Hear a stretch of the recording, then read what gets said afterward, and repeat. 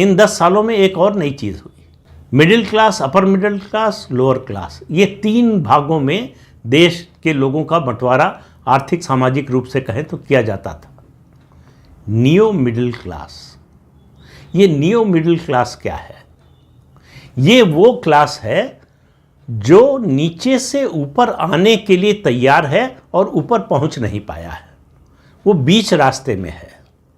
ये है aspirational India, जिसकी संख्या इस समय देश में सबसे ज़्यादा है। और इसमें जाहिर है कि देश की आबादी में सबसे बड़ा हिस्सा युवाओं का है, तो इसमें युवाओं के लिए बहुत गुंजाइश है, युवाओं के को ही ये संबोधित करती है।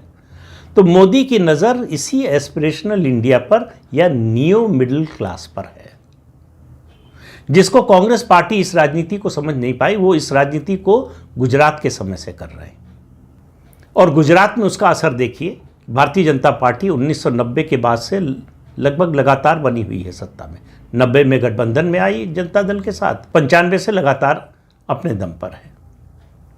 और आज 30 साल बाद अगर देखें गुजरात में भारतीय जनता पार्टी को, तो जहाँ से चली थी वहाँ से वो समझिए कि शिखर पर पहुँच चुकी है, एवरेस्ट की चोटी पर पहुँच चुकी है। अब लगता है कि वहाँ कब तक टिकेगी। एवरेस्ट पर चढ़ने के बाद लोग नीचे ही उतरते हैं, लेकिन भारतीय जनता पार्टी गुजरात में नीचे उतर रही हो, इसके कोई संकेत नहीं मिल रहे।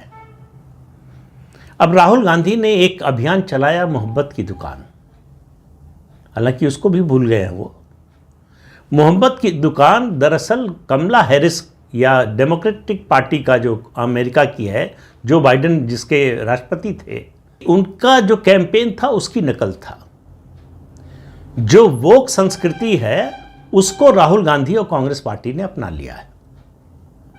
तो सवाल यह है कि कांग्रेस पार्टी का वर्ल्ड व्यू क्या है, जियोपॉलिटिक्स के बारे में उसकी सोच क्या है। उसकी बात करें उससे पहले ज़रा सा इस पर भी गौर कर लीजिए कि कांग्रेस के साथी कौन है। कांग्रेस के साथी सब क्षेत्रीय दल हैं जिनको जियोपॉलिटिक्स के रोड मैप से कोई मतलब नहीं है।